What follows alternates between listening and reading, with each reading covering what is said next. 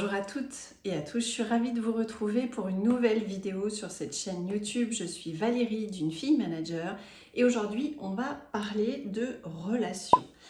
Alors pourquoi c'est important et pourquoi c'est un sujet récurrent en fait dans mes accompagnements et dans le contenu aussi gratuit que je vous propose ici. D'abord parce que quand on a des bonnes relations, dans sa vie de tous les jours, mais moi je vais me concentrer plutôt dans la vie professionnelle puisque je m'adresse principalement à des femmes entrepreneurs, à des managers, à des dirigeants. Donc en quoi c'est important des bonnes relations? Eh bien déjà ça va vous permettre à vous de vous sentir plus serein, plus sereine, d'avoir moins de moments de rumination, de cogitation sur des choses difficiles qui se sont passées dans votre journée de travail ou qui risqueraient de mal se passer. Ça va vous aider à surmonter peut-être certaines difficultés que vous pouvez avoir dans la communication avec vos clients, avec votre équipe. Donc ça, c'est important aussi. Et puis, ça va vous aider à prendre plus de plaisir en fait dans votre quotidien de travail. On passe beaucoup de temps au travail, vous allez passer du temps avec votre équipe. Votre équipe est là aussi pour vous aider à accomplir vos résultats, à atteindre vos objectifs. Donc c'est super important que vous ayez plaisir à travailler avec cette équipe, sinon ça devient un peu compliqué au quotidien. C'est aussi plus de plaisir avec vos clients, de se dire comment est-ce que je peux apporter toujours plus de satisfaction auprès de mes clients, plus de service peut-être, et m'assurer que ça se passe bien et finalement j'ai plaisir à faire ce que je fais tous les jours. Et puis ça va vous aider aussi d'avoir de meilleures relations, à vous sentir vous plus aligné avec qui vous êtes profondément, avec vos valeurs, avec ce qui est important pour vous. Et on va juste y revenir tout à l'heure.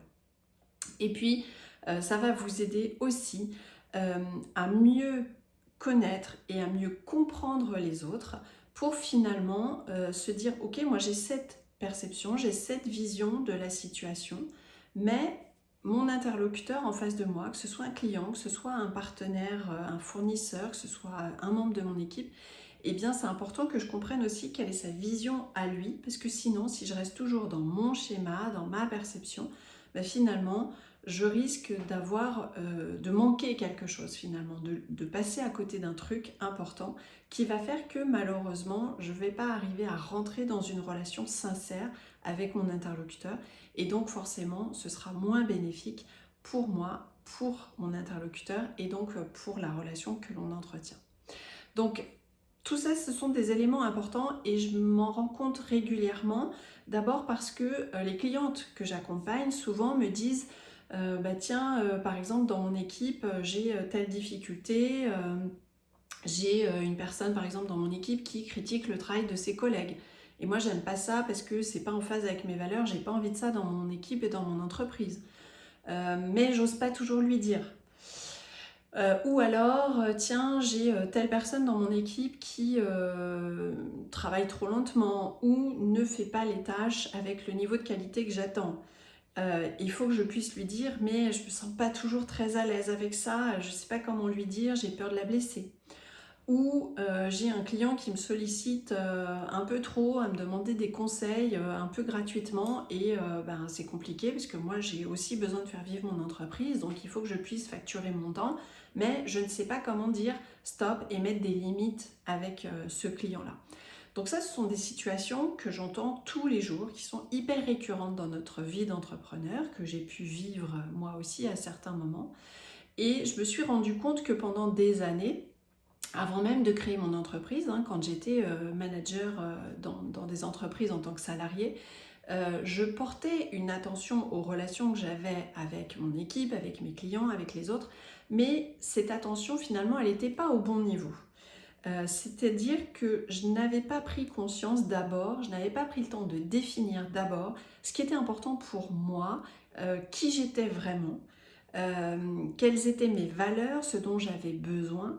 Et donc, comme je n'avais pas fait ce travail sur mes fondations, j'allais dire, eh bien, toutes les relations que je pouvais tisser avec voilà, mes interlocuteurs, mes partenaires, mes clients, les membres de mon équipe, eh bien, ces relations étaient un peu faussées. elles étaient un peu faussées parce que finalement j'étais pas au clair avec qui j'étais, avec ce que je voulais, avec ce que je ne voulais pas. Et donc j'avais peur, j'avais du mal à dire les choses pour poser les bases saines d'une relation. Donc effectivement, ça va être un élément vraiment essentiel et c'est la première clé que je voudrais vous livrer, c'est d'arriver à mieux vous connaître, à mieux identifier qui vous êtes, ce qui est important pour vous. Ce travail d'introspection, de développement personnel, de mindset aussi, il n'est pas simple à faire et notamment à faire seul. Donc moi, je vous invite bien sûr à vous faire accompagner pour faire ce travail-là, hein, pour arriver à décortiquer finalement ce qui est à l'intérieur de vous, à vous accepter aussi. Hein. Moi, c'est le travail que j'ai fait pendant des années en travaillant notamment avec une psychothérapeute. J'avais besoin de travailler sur mes angoisses, sur mes peurs. J'avais besoin de m'accepter telle que j'étais, d'arrêter de me sous-estimer, de me sous-évaluer finalement. Donc j'ai fait le choix de travailler avec une psychothérapeute, mais vous pourriez très bien vous dire, moi je travaille plutôt avec un coach, avec un mentor. L'idée encore une fois, c'est de prendre du temps pour vous poser et vous dire qui je suis finalement et qu'est-ce que j'ai envie de mettre en place dans mes relations de tous les jours. Qu'est-ce que j'ai envie pour moi, pour que ça se passe bien dans mon entreprise, pour que je sois sereine ou serein au quotidien. Et ça, c'est vraiment important.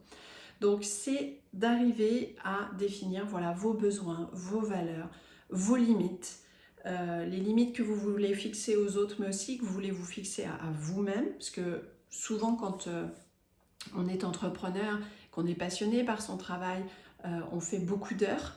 Et parfois, on n'a même pas conscience de ce temps-là. Donc, c'est important aussi de se dire, il faut que je prenne du temps pour moi, pour faire du sport, pour me relaxer, pour lire, pour danser, pour faire ce qui vous anime, mais de vous poser et de vous dire, je m'arrête pour prendre du temps pour moi. Et ça, c'est vraiment très, très important parce que ça vous aide à recharger vos batteries, à recharger votre énergie et donc à être dans de meilleures dispositions aussi au quotidien, dans votre business et avec votre équipe. Donc la première clé, c'est celle-là, c'est de mieux vous connaître pour arriver à mieux définir finalement qui vous êtes et comment vous allez vouloir interagir avec les autres. Et puis la deuxième clé, eh bien, ça va être de pratiquer ce que j'appelle l'écoute active. Donc l'écoute active, encore une fois, ça marche aussi bien avec les membres de votre équipe qu'avec vos clients, qu'avec vos prospects. C'est la base d'une communication saine. Pour mieux interagir, pour mieux communiquer avec l'autre, eh bien, il faut comprendre ce que l'autre a en tête. Il faut comprendre comment l'autre fonctionne. Et parfois, ce qui est évident pour vous ne l'est pas forcément pour votre interlocuteur. Donc, c'est dans cette écoute active de vraiment pratiquer du silence, c'est-à-dire écouter ce que l'autre va vous dire, lui poser des questions pour vous assurer qu'il n'y a pas d'interprétation ou de malentendu, de reformuler aussi ce que la personne vous dit pour bien s'assurer qu'on est sur la même longueur d'onde et qu'on a bien compris. Et puis de vraiment vous dire, ok, ça c'est important pour lui, ça n'est pas forcément pour moi, mais c'est important pour lui, eh bien il faut que j'y prête de l'attention aussi. Parce que si vous arrivez à mieux comprendre comment vous fonctionnez, mais que vous vous arrêtez là, le risque c'est de calquer sur l'autre votre vision des choses, votre interprétation, votre perception. Et là, ça va créer vraiment une distorsion entre ce que votre interlocuteur et vous pouvez mettre en place comme relation. Donc c'est important de se dire, ok, ça c'est ma perception dans telle situation. Par exemple, si je reprends mon exemple de tout à l'heure, je trouve que cette personne dans mon équipe ne devrait pas juger du comportement de ses collègues. C'est important pour moi, mais peut-être que cette personne-là, elle n'y voit pas de mal en fait. Donc ça va être d'échanger avec elle pour comprendre sa perception et peut-être l'aider à fonctionner différemment, à avoir un autre comportement et l'aider justement à elle aussi prendre un petit peu de recul et se remettre en question dans sa façon d'interagir avec les autres. Donc vraiment cette écoute active, c'est la clé qui va vous aider encore une fois dans les relations que vous allez avoir avec vos fournisseurs, vos clients, votre équipe. Et une fois qu'on arrive à actionner ces deux leviers, ces deux clés, et que vous arrivez à apporter des relations de meilleure qualité, plus authentiques, plus en phase avec qui vous êtes, eh bien ça va vous permettre de développer votre business, de développer votre activité.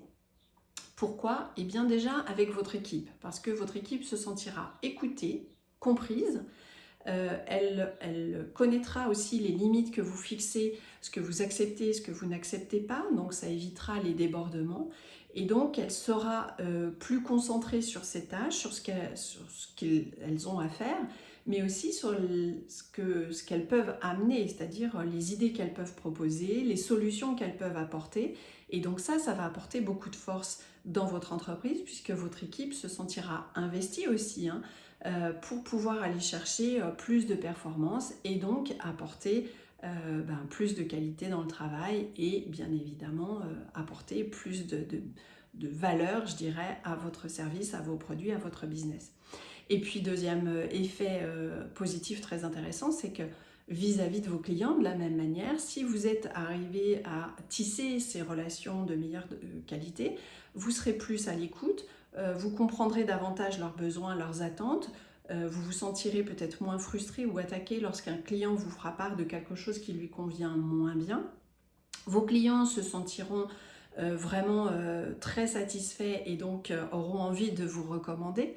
Donc plus de clients, plus de business. Donc on voit bien que, encore une fois, ce sujet des relations, ces sujets de communication aussi, ça va vous aider bien sûr dans le développement de votre entreprise. Donc c'est pour ça que ça me paraît être un élément fondamental qui est à prendre en compte et encore une fois à creuser aussi avec cette introspection régulièrement pour s'assurer qu'on est au bon niveau dans la relation qu'on a envie d'avoir avec nos clients, notre équipe et avec vous-même.